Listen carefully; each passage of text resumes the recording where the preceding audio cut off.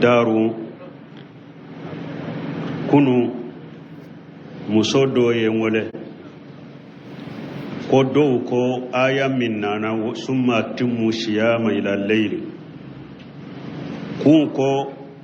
ni mogo ni tile binna ko ni mogo bu sun tige ko ala ma tile binni fo qur'ana kono ko ala ko summa timmu siyama ila layli ko ala ye sufela de fo ko tile binni ma fo ko sun tige ni tile binna koy ka bila fo militi muga dibi ka do wala ibi ka sun tige ko ala ma tile bi fo mogo yere muso yenne wele kan nin fo ko ni nye fili kuma de sakana nin jate sun tige be ke tile binni be bo min kalama su tola doye a viro chima mogo do be sigi jamana in kono ja ka viro konkurunu dila awa ko munu ni tile binna ko nubu suntige ko ala mo fo mo yede ko min be qur'ana kono abe qur'ana tate ko ama yewa summa timmu siyama ila layli sude fora tile bini ma fo awa munu bu suntige tile bini qur'ana de ba annu ce qur'ana fuda iba bilade an ka suntige ani munu bu suntige ni tile binambe militi mugande bilannu ce Qur'ana fure summa timmu siyama ila layl video fula mogo kele wunta yere do ya cimma awa ko iman nono iman nin fana yenni wulila wen nin fana cari jamana en kono ma tigi jabi men ko muso de yenne wele kan nin fode nin ko sugu ube mogo trompe ha ja men nin hakilina min fule nin ye shiyawu de ka hakilina do shiyawu de ka hakilina yenninye ko summa timmu siyama ila layli ko sude fora ko ni tile binna foyi ka bilade militi muga dibi ka do ko olay bi ka suntige shiyawu de ka hakilina do e wonna ya bido kunkurni mugo ya dila jamana en kono ya na ba ke kafili ka fo shiya de do shiya ka hakilina de ba tigi bolode e watta fankilin tan ka mugo nonu bida mugo munu fulanga jamana ko ta fankilin tu la koy ube tabolo sugu bela tabolo sugu shite ni nunun tala bidia sira de fule ninye shiawu de ka sira fule ninye me ube mugo de tono ebe qur'ana de ira mugo la munna ite ta fo ko ta laje tawsirila afwa tugi ke summa timu shiyama ila layli ko tigi kata ayan tawsirila je bunka sirila ke ko tigi kata ayat tawsirila je bagawila ke ko tigi kata ayat tawsirila je qurtubi kono ke ko afwaye ke ko tigi kata ya tawsir la ya tawsir muyassaru kono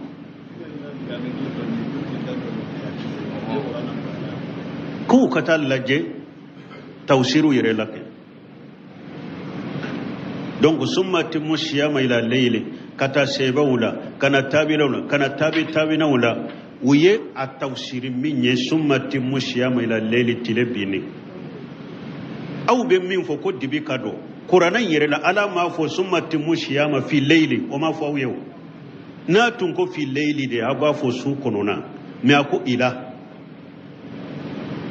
layli ako kata su fela la de ama fo su konona o aw de be katawla munum be o de ato shaykhul islam bun teme ko mo ko jantola ako bidiya mo fule fili banti fule ako na ye aya ta ko be dalila kene aya nya ko ibasro aya nyere de baleka ayan yere de be araduka ka ko de famu folo summa timu siyama ila layli de foras kata sufelala awu ko foddi bi kado militi muga nitile binna militi muga o yesu kono na de ala ma fo summa timu siyama fi layli o ma fiye aka sunda fa su kono na o ma fuya ko ila kata sufela na ama fo ikase sufela la ko kata sufela de la sufela fana ya da mina tile bine de la ala ko kata sufela de la sufela ya da mina tile bini de la ama fo ka suntige su kono ako kata ma de su fana da mina yede ni tile binna sun da mina na odi ato cide nye ayan tafsiri ciden ko wa ija akhbala al-laylu min hahuna wajibara an-naharu min hahuna wa gharabati samsi faqad aftara sa'im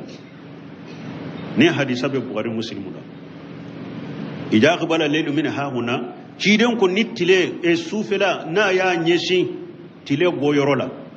wajbaran nahara min ha huna tile ya kodi tile bima wa gharabati samsu tile binna faqari aftara saimu sumbaga ka suntige ciden ko la yajalu an-nas bi ghairi ma ajjalu li fitra akom mugo te wuli ube herala nube suntige nube ateliya awa ka suntige nittile binna ka suntige ciden ka sunna de ciden ka nyamari kande do awa kito kibo ke nittile binna dorbi ka suntige be herala men ni mugo min babila militita militum muga tile binne ko be suntige hera tarakida ite herala hera tarakida hadisa wore bere ciden ala ko hadisa kono ciden ko hadisa en kono inna habba ibadi ilayya ajaluhum fitra hadisu qudushiya ala ko ne ka jomunun ka kokkadi neye munun bu teliya ku ka suntige munun be teliya ku ka suntige awa nabi nyima be ka jogori yede adabu yede ka suntige jonna nitile binna salasatu min akhlaqil anbiya تعجيل الفطور وابتتاء بالسهور وودي اليمين على الشمال في الصلاة تبراني يني حديثنا تلبانية كحسنو ko ciden ko sallallahu alaihi wasallam ko sababe nabi nyuma ka jogo de yawruye nitile binna dure ka teliya ki ka suntige ani ka suguru du ya haruya ikana suguru do jonna ani ki kinin bolo dan numan bolo kan ne be salli ka suntige jonna nabi nyuma ka adabu de do donc ciden ka sunna sheba be bennen baka ka fo nittile binna doro ka suntige ka teliya ka suntige wode sunnai dondola do ko amba ishatuma ko mo fula do be do nya abdullah ibn mas'ud do nya abu musa ko mo fula do be nittile binna doro ale ba ka suntige do be nittile binna lebe wakati ni ke o ko fa ba ka suntige amba ishatu ko dombe nittile binna jondo nittile binna doro na ba ka suntige ko abdullah ibn mas'ud ko ale de be sawaba ka ale de be ciden ka sunnaka ale de be sawaba ka ale de be ciden ka sunnaka donc mbalima ambe min fo kana mo go nyagambi de kana mo sifili ki nyagambi shiaw ka hakrina de fulen ni awa qur'ana ayaw ya tawsir summa timu siyama ila layli tile binni de do o de be tawsiru de kono o de be ciden ka ta salen kono shebo tumbe o de kan nitile binna durbu suntiga o de ciden ka sunnai awa mo min boke o de kadi alai o de nabi nyimo ka jogoye ewa faran fansha min be yahudiya ani silama ka sunni nyogonce o de do ciden ko silamau nitile binna duraw ka teliya ka suntige yahudiya u teliya ka suntige faran fansha min bari yahudiya ka sunce wodo yahudiya su fonko nyogonyali kafiru fonko nyogonyali de nitile binna duraw ka suntige hakilina munun fulen ni nye akana barake no ye qatawdo filibantiya wote fuila ni filibantiate ewa hakilina mingu bolo kulu be barake ni qur'ana de mimbe qur'ana kono kulu be barake no ye kulu te sunna ko le maso ni sunnai doni ke baw ko folo ni mugo ko ne be barake ni qur'ana de qur'ana kon son noma men ne maso hadisa ko may kafiri rede amalli munani har qur'ana yere folo qur'ana de ko mata kum rasul fa gujo mana hakum fantahu qur'ana de ko cide nye min dawma ya mina cide nya fatanya ka be munna aya to yo qur'ana de yo fu awiyo qur'ana de ko man yutin rasula faqad atallah qur'ana de ko ni mugo tugura cide ko itugura alako qur'ana de ko Allah de masanna ye qur'ana jig wali hikma nye munye sunna tawsir kala ko awa ni mugo ko ale sunna qur'ana de ma ale masu hadisa koma ite se ka salli ite se ka su ite se ka jakabo ite se ka hiji ite se ka la bato ciden ka hadisa sahle ne nana ka qur'ana tafsiriya qur'ana ko faqimu sala ayi salli nati a chogola salli fana arakan nani qur'ana yofiya futuru arakan saba qur'ana yofiya safu arakan nani qur'ana yofiya fajiri arakan fula qur'ana yofiya ebe salli cogodi yere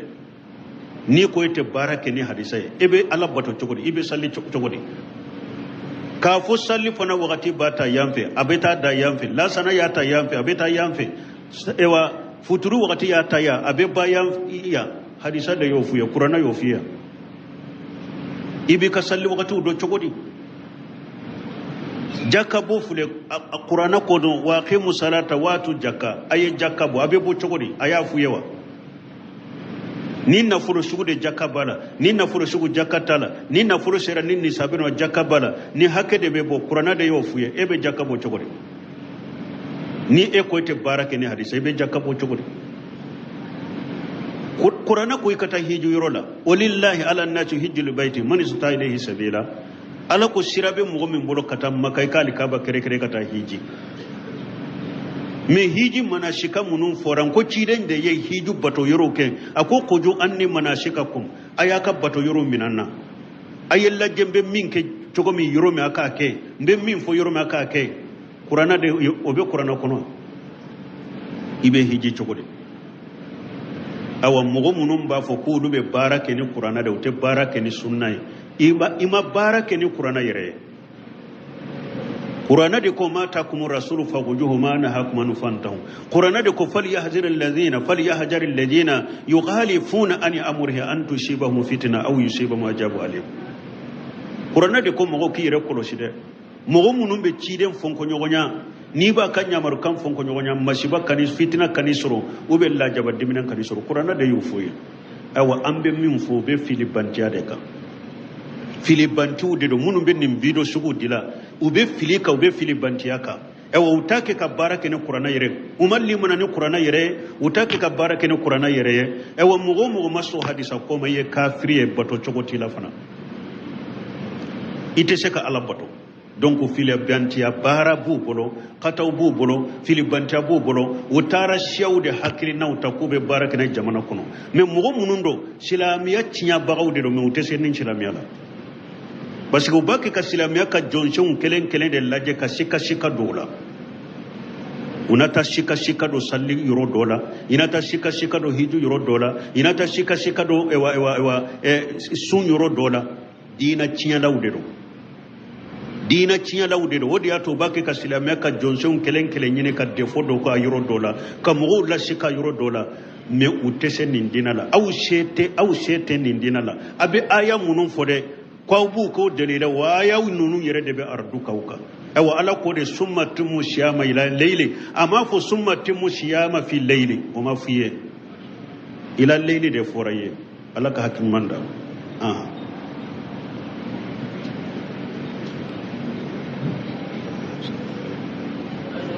wa alaikum salam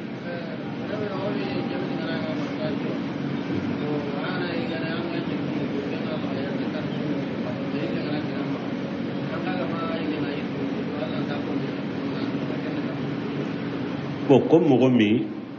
ni jabeti bila ni eye soguru de ye dumuni kere ibe ka furawuta ko don mi dugu jera e bolo ima dumuni ke bo e fana tese ka ketile kono katile ka dombe ke ni ma fura nununta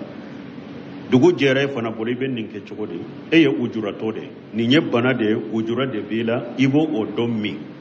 ni sungale tongena iba sara ni nye bana de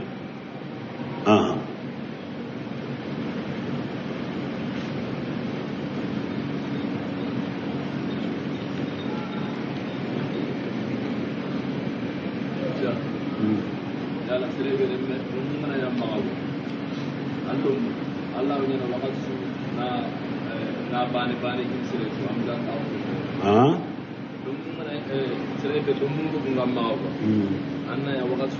na bane kina allumu ko na musida ko bane kina ko gemme kenno gemme bo koni mogo min ni dewum bi bolo ko yala bebbe e ka dewum kelen ibe to ka misi kelen dia kelen mo bebbe wa bo ni dewum bu bolo ni bu so ube beta de dama me akana ke be do ta dama fente di doma parce que ebe se kan nin ta dama sanin ninta turu ka shama ko do be saka kya kuno ciden fana ko ittaqulla wa dilu baina wuladikum ni tenya kado dili ko akasoro yoronin kele be se kadia bema iben nim kam misikele dama iben nim kam misikele dama min ye chema uye ubu uluke misif ni ye uluke musifula fulae ibe musomon ke misikelen keleye ube ni je chema ke misikelen kelenye misitilanche bedi musomon kelen kelema parce que doni ke ko hari yere be kado min di dew makatile uno nyogon jabe komi chinyeti la chogode iba ke komi chinyeti la chogode donc na ya sur mission bébé bolo ibe beta de dama beta de takadama kelen kele basi tola mais kana di doma ka doto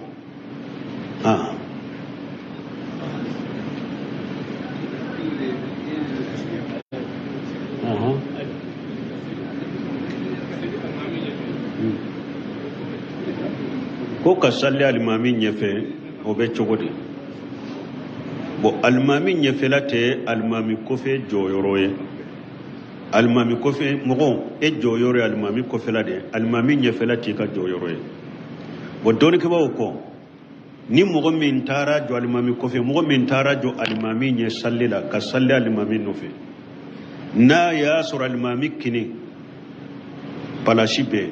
ube alimami numa palasi be be se katay almami kofela palasi be be se katay eye nimbe to itara ijo almami nya ka salli sallitiye i ka salli sahalente mogo tara jo almami nya ka salli ka palasi to almami kofela la ubi akinela ubi anumala sallitiye i ka salli tinyaleno shaykhul islam bun temiya de ko ako almami kofela kata da jo yorote almami kini kata jo yorote almami numa kata jo yorote ni e yere yado nin tara jo almami nye mikrobe mbese ka mikro ka almami e wan nomina ni mikro ye akon ni nye darurai basiti ka sallika o yede jo yorote pew ate kofe ate kinila ate numana ima jo yorode suru pew shaw sira bunte me akon ni be almami kamme adagara e ka salla nye ni nye darurai i ka salli be saha me ni darura te sallitiye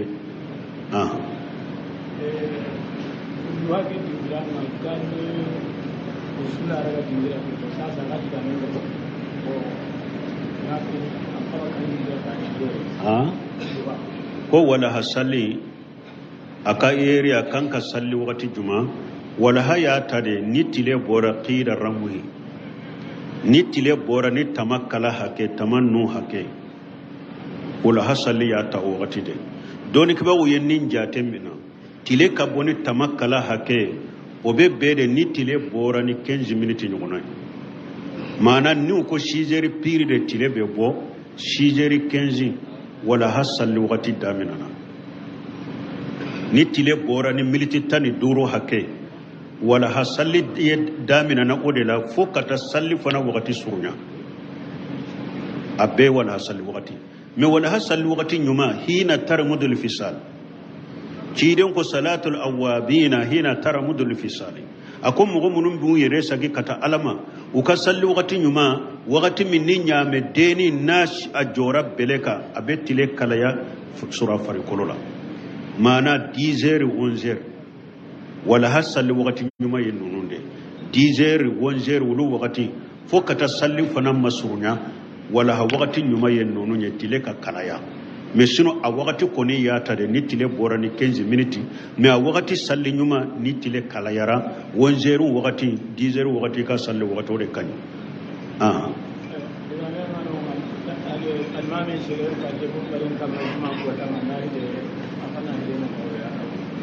bo konni almami be mimbarika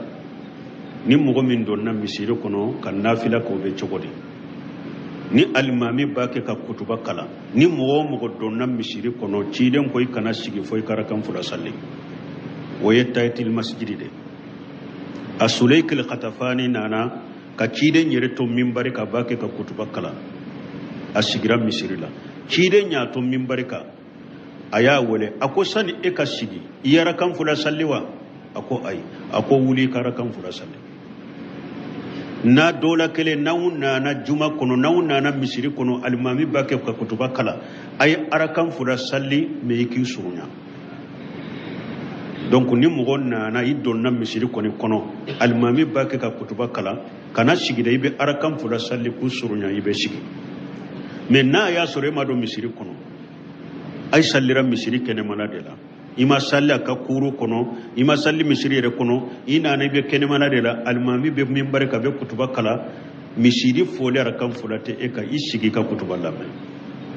mais ni donna misiri kono tede ou be ni kuru be misiri la e donna misiri kuru kono kana sigi fo karakan fula salli mi ku surunya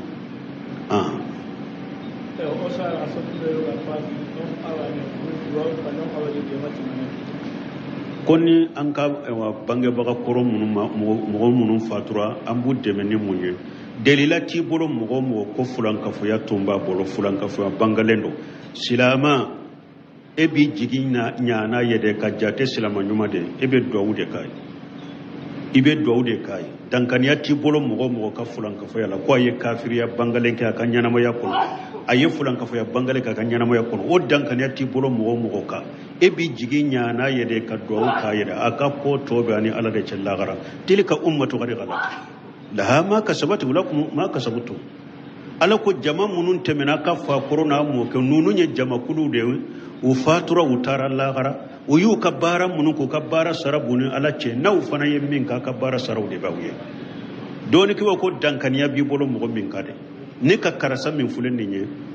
fulankafoya bangalen de tun b'a bolo a ka ɲɛnamaya la ou bien a ka ɲɛnamaya la a tun bɛ kafirila bangalen de kɛ o delila bi n bolo i b'i yɛrɛ minɛ i tɛ duwawu kɛ o ye diɲɛ kiiri la mais kana jate minɛ fana ko a bɛ jahanaba kɔnɔ u bɛ kafiri de don dɛ diɲɛ kiiriw de la jahiru la e de b'i yɛrɛ minɛ i tɛ duwawu k'a ye mais a ka ko tɔ b'a ni ala cɛ lahara a faamuna dankaniya b'i bolo min t'a la i tɛ duwawu k'o ye e yɛrɛ y'a dɔn ne ka karasa a sara mori ganaya min kan jinnatɔgɔw de bɔ a bolo lesiraru de tun b'a bolo fulankafoya bangalen de tun b'a bolo ɲɛnamayaw de ka sa o de kan kafiriya bangalen de tun b'a bolo ɲɛnamayaw de ka sara o de kan n'i yɛrɛ bɛ nin dɔ dankana b'i bolo e kana duwawu k'a ye mais e tɛ se k'a fɔ fana ko kafiri don parce que e ma hujja jɔ a kan mais diɲɛ kiiriw jahiruw la e kɔni b'i yɛrɛ minɛ i tɛ duwawu k'a ye mais a ka ko tɔ b'a ni ala cɛ lahara mais dankaniya t'i bolo min kafiriya la dankaniya t'i bolo min ka musirikiya la i b'i jigi ɲana yɛrɛ ka jate silama ɲuman de i bɛ duwawu k'o ye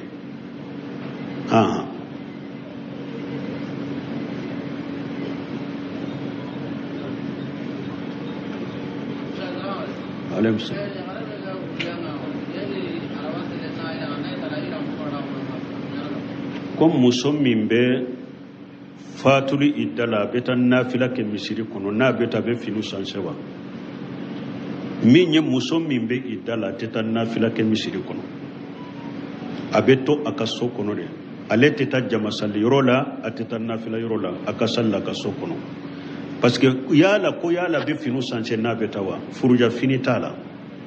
an bɛ min fɔ furujatɔ ni muso cɛ fatura ko 5 de b'a kan fɔlɔfɔlɔ ye mun ye cɛ fatura k'a to so min kɔnɔ a kana bɔ yen a bɛ furuja bɛ minɛ ye kalo 4 ni tile 10 b'a bɛɛ kɛ o de kɔnɔ a tɛ bɔya si ka taa yɔrɔ si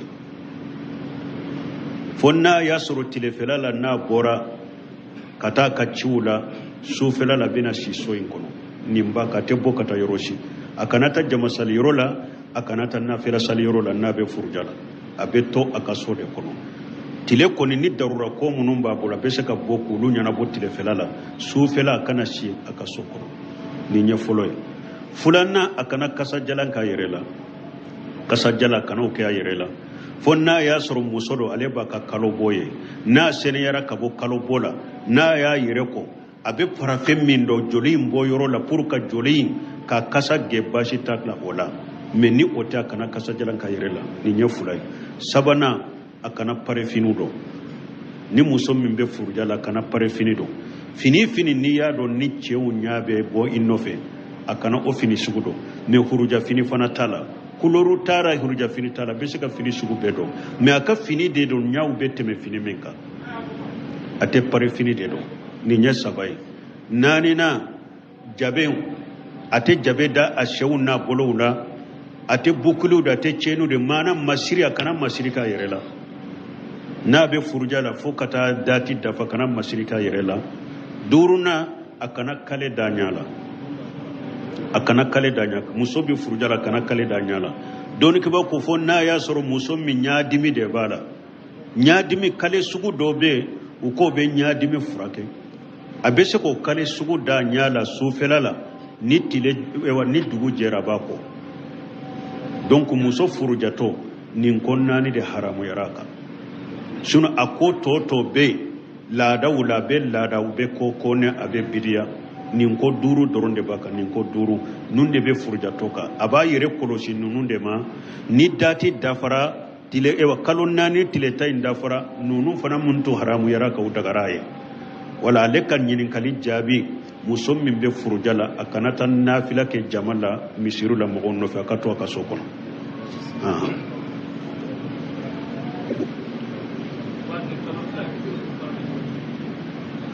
atimani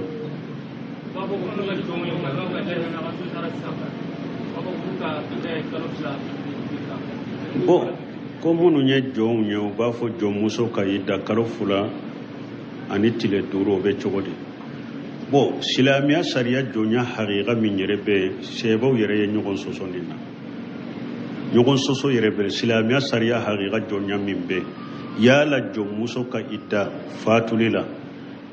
ani horo muso ka idda be de kele nyaba doni ke bago do tara ni tawsir bun kasirita akoni ala ko qur'ana ko wallajina yatawaffawna minkum wa yajaruna jawaja yatarabbasna bi anfusihunna arba'ata suri wa asra ako ala ko mogo munun be sa ku ka muso to u kofe muso ka siginu yere ye kalunani ni tileta doni ke bawo do ye delila ke nenya ko ala ma muso bo muso la ako wallajina yatawaffawna minkum bun kasiri konni aya minye horo muso yewa minye je muso yewa muso mi idona na yewa ifuru muso mi ma dona yewa muso nye demisen fitine yewa muso nye muso koroba ya ko oside ma bonni na aya nye gorobali de aya nkoni ye gorobali de ni mugo munun koni sara ku ka furu muso de todoro uka kalunani tiletanke doni ke baga munun tarani ni hakili nayi uko idako ko differentiate horo muso ni jo muso nyagonje idako la horo muso be ewa kalo boye chogomi jo muso be kalo boye o chogo kelendela horo muso be konota chogomi jo muso fana ka konota yo chogo kelende donc ko idako min fuleni nye horo muso ko ni jo muso ko tenina ni mogo min sara ku ka muso to dor ala ku ka sigi kalo nani ni tiletama muso bo muso la don ke bawo do ben ninka ne sebo do tara ko jo muso aka horo muso tilance de ke idala ulu ye munta qiyasu konni ala konni horo muso ye jene yake busanya keme de be bwala na mafu busanya keme de be bwala ni jo muso ye jene yake ala ko qur'ana aya kuna konni jo muso ye jene yake abella jaba minda horo muso kanna ye jene yake ayo tilance daka wala ni jo muso ye jene yake ale furula ama wa furu ni jo muso ye jene yake busanya bi duru de be bwala bo sebo do ye qiyasu tanindela ko wala jo muso idda fana kata horo muso ka idda tilancela hadula horo muso tatilance be kala chogomi idda fana la aka horo muso idda tilance de sigi donc nin kuma fula de bala sebo ni nyogonche me oye de silamiya sharia yere ka jonya ni mugo min ko akatile kalon nani ni tiletan sigi delela ubu bolo doni ke baw do baka sebo do baka ni mugo min fana ko jom muso ka ewa horo muso tilance de sigi idala kalo fula ani ewa tile duro delela ubala sebo do baka qiyasula afana masira bila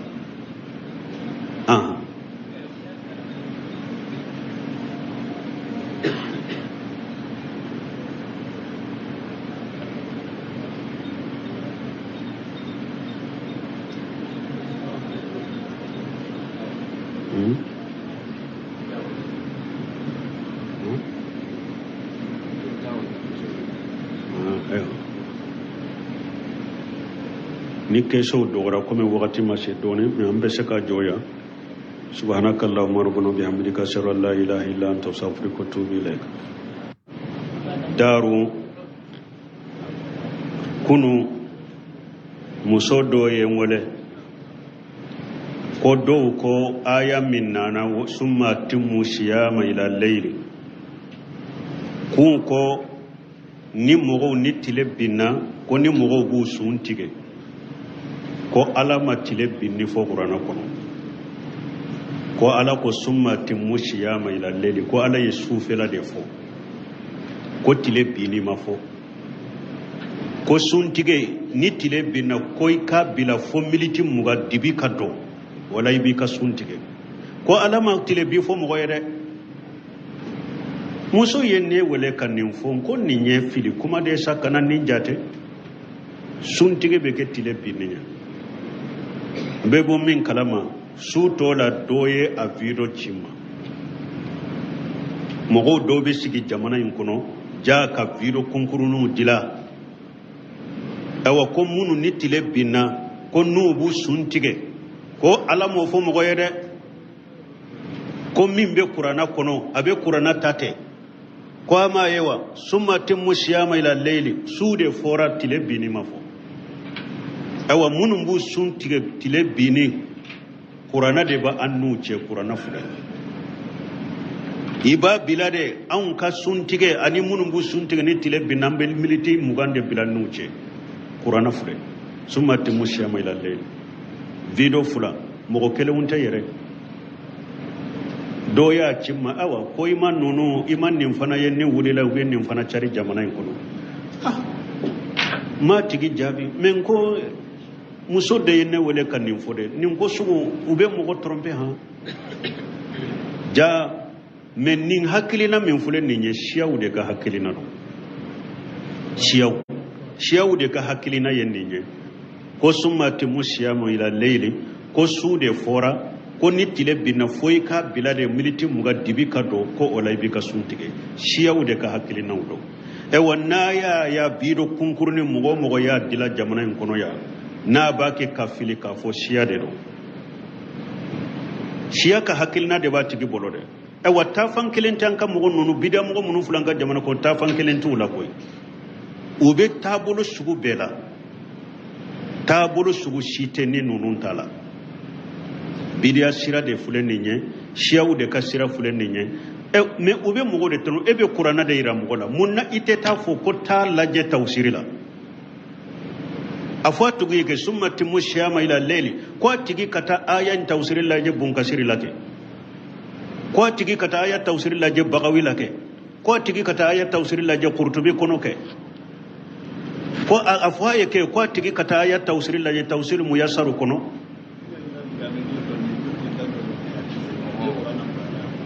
k'u ka taa lajɛ tawsiriw yɛrɛ la kɛ donc summa timmu siyama ila leyli ka taa sɛbɛw la ka na taabilaw la ka na taabinaw la u ye a tawsiri min ye summa timmu siyama ila leyli tile binni aw bɛ min fɔ ko dibi ka dɔn kuranna yɛrɛ la ala m'a fɔ summa timmu siyama fi leyli o m'a fɔ aw ye o n'a tun ko fi leyli de a b'a fɔ su kɔnɔna mɛ a ko ila leyli a ko ka taa sufɛla la de a m'a fɔ su kɔnɔna o aw de bɛ ka taa o la minnu bɛ o de y'a to sɛgulu sira buntɛmɛ ko mɔgɔw ko janto a la a ko bidiya mɔgɔ filɛ filibanti filɛ a ko n'a ye aya ta ko a bɛ dalila kɛ ni aya in ye a ko i b'a sɔrɔ aya in yɛrɛ de b'ale kan aya in yɛrɛ de bɛ aradu k'a kan a k'o de faamu fɔlɔ summa timmu siyama ila leyli de fɔra ka taa sufɛla la aw ko fo dibi ka don militi mugan ni tile binna militi mugan o ye su kɔnɔna de ala m'a fɔ summa timmu siyama fi leyli o ma f'i ye a ka sun dafa su kɔnɔna na o ma f'i ye a ko ka taa sufɛla a ma fɔ i ka se sufɛla la dɛ a ko ka taa sufɛla de la sufɛla fana y'a damina tile binni de la ala ko ka taa sufɛla de la sufɛla y'a damina tile binni de la a m'a fɔ i ka sun tigɛ su kɔnɔ a ko ka taa a ma de su fana damina ye de ni tile binna sun damina na o de y'a to ciden ye aya in tafsiri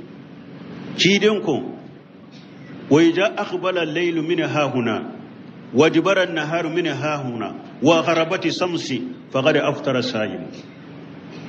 ni hadisa be Bukhari Muslim la idza aqbala al-laylu min hahuna ciden ko ni tile e sufela na ya nyesi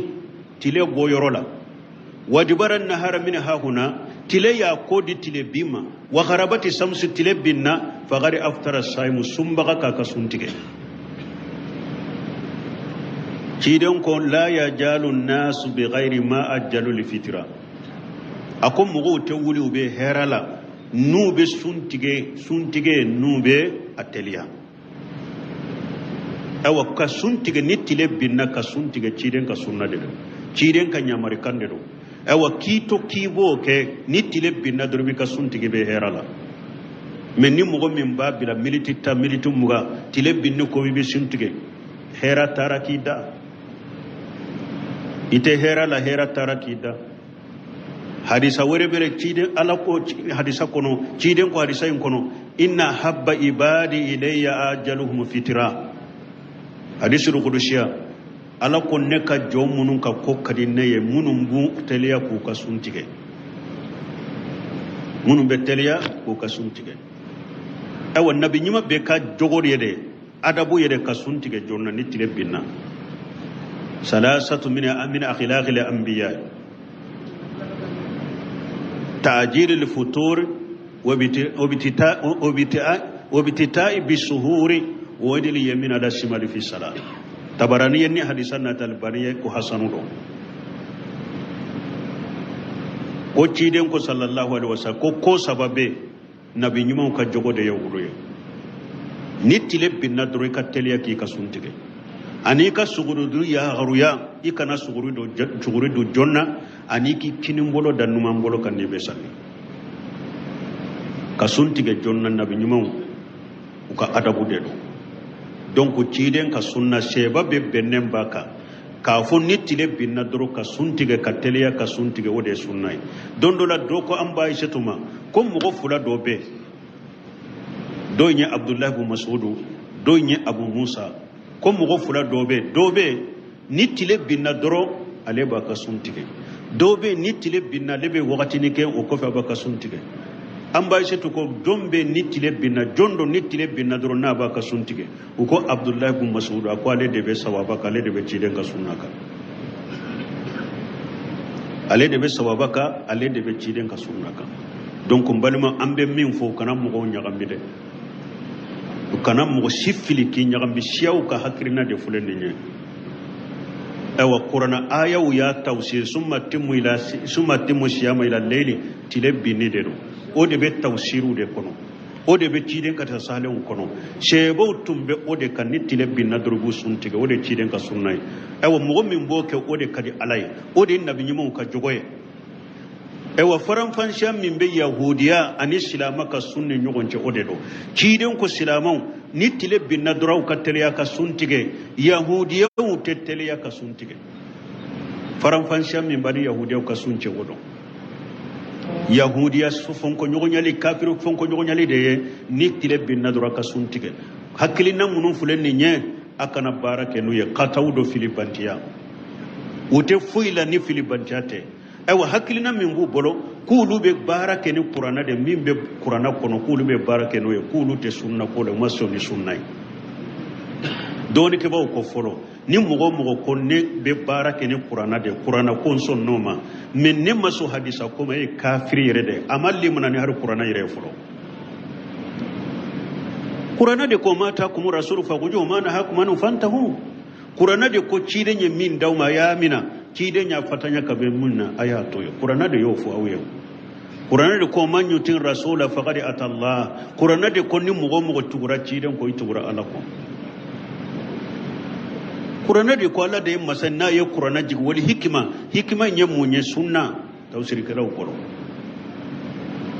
tawani mugo ko ale sunna qur'ana de ma ale masu hadisa koma ite se ka salli ite se ka su ite se ka jakabo ite se ka hiji ite se ka labato ciden ka hadisa sahle ne nana ka qur'ana tafsiriye qur'ana ko faqimu sala ayi salli nati a chogola salli fana arakan nani qur'ana yofiya futuru arakan saba qur'ana yofiya safu arakan nani qur'ana yofiya fajiri arakan fula qur'ana yofiya ebe salli chogodi yere ni ko ite barake ni hadisai ebe ala bato chogodi ibe salli chogodi ka fo salli fana wakati bata yanfe abeta da yanfe la sana ya ta yanfe abeta yanfe ewa futuru wakati ya ta ya abe ba ya hadisa da yofuya qur'ana yofiya ibi ka salli wakati do chogodi jakka bo fule qur'ana ko don wa qimu salata watu jakka aye jakka bo abe bo chogodi aya fuyewa ni na furo shugu de jakka bala ni na furo shugu jakka tala ni na furo sera ni sabino jakka bala ni hakke de be bo qur'ana de yofuye ebe jakka bo chogodi ni e ko te barake ni hadisa ebe jakka bo chogodi qur'ana ko ikata hiju yorola walillahi ala annati hijjul baiti man istata ilayhi sabila ala ko sirabe mo min bolo kata makai kali kaba kere kata hiji me hiji manashika munun foran ko ciden da yayi hiju bato yoro ke ako kojo anni manashika kum ayaka bato yoro minanna ayella jembe min ke togo mi yoro me aka ke mbe min fo yoro me aka ke qur'ana de obe qur'ana kono ibe hiji chogode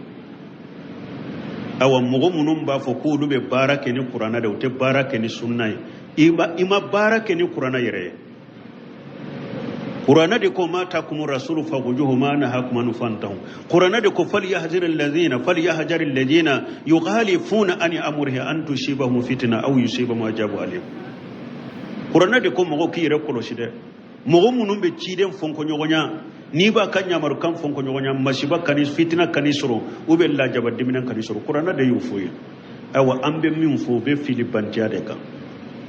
filibantu de do munun be nim video sugu dila ube filika ube filibantiya ka ewa utake ka barake ne qur'ana yere umalli munani qur'ana yere utake ka barake ne qur'ana yere ewa mugo maso hadisa ko maye kafiri e bato chogoti la fana ite seka ala bato donc filibantiya bara bu bolo kataw bu bolo filibantiya bu bolo utara shawde hakili na utakube barake ne jamana kono me mugo munundo silamiya tinya bagaw de do me utese nin silamiya la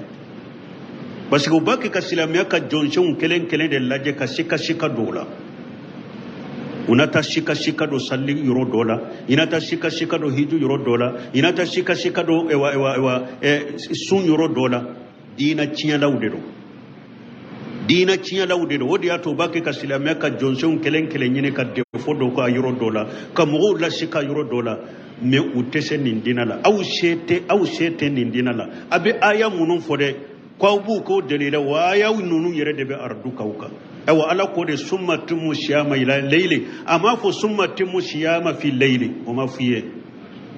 ila layli de foraye ala ka hakim manda